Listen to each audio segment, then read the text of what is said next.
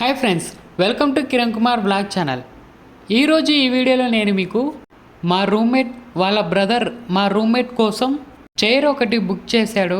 ఆ చైర్ని అన్బాక్సింగ్ చేయబోతున్నాము. చైర్ వచ్చిందా, ఇంకేదైనా వస్తువు వచ్చిందా, ఇప్పుడు మనం చూడబోతున్నాం. అంతకంటే ముందు నా ఛానల్ని మొదటిసారిగా మీరు చూస్తున్నట్లయితే సబ్స్క్రైబ్ చేసుకోండి.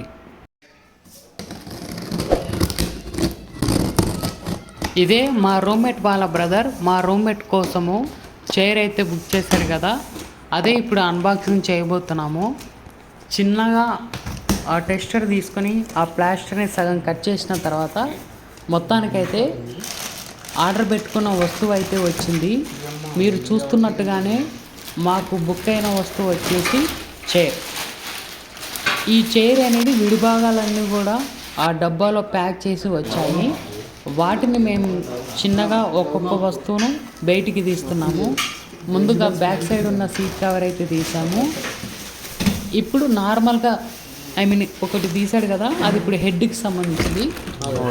ఇది కాలు, అది చైర్ అనమాట.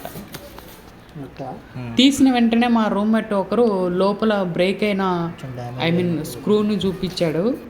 సో ఆ వస్తువు అనేది కొంచెం విరిగిపోయి ఉంది, నట్టు బోల్ట్. ఇది సీట్ అనమాట. దాని కింద 4 చక్రాలుగా ఉంది చూడండి, రౌండ్ షేప్లో, అది కాళ్ళు.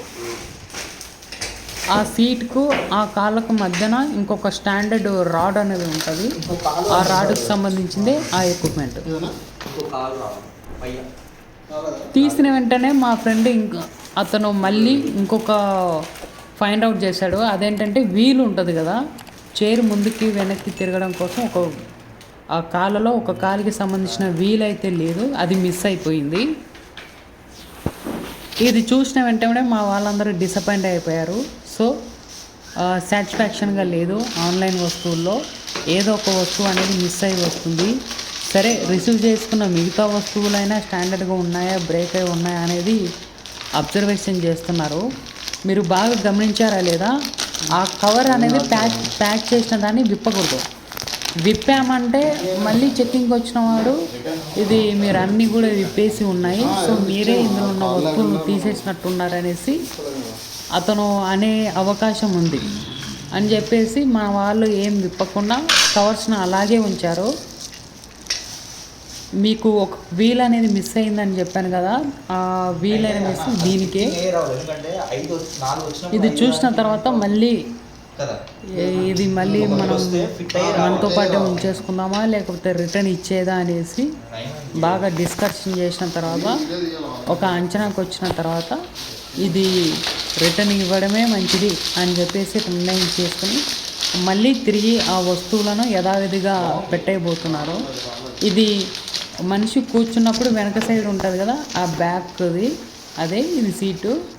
మళ్ళీ ఎప్పట్లాగానే మేము ప్యాక్ చేసేస్తున్నాము. బిల్ పేపర్స్ అవన్నీ కూడా చూసేసి, సో దీనికి బట్టి మనకు తెలిసింది ఏంటంటే, ఇలా రిటర్న్ ప్యాక్ చేసినప్పుడు మళ్ళీ వీళ్ళు ఫోన్లోనే కాంటాక్ట్ అవ్వాలి.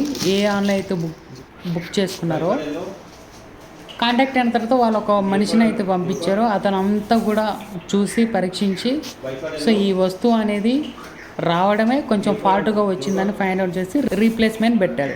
చూశారు కదా ఫ్రెండ్స్, ఈ వీడియో మీకు నచ్చితే లైక్ చేయండి, షేర్ చేయండి, కామెంట్ చేయండి. మర్చిపోకుండా మన ఛానల్ని సబ్స్క్రైబ్ చేసుకోండి. Thank you.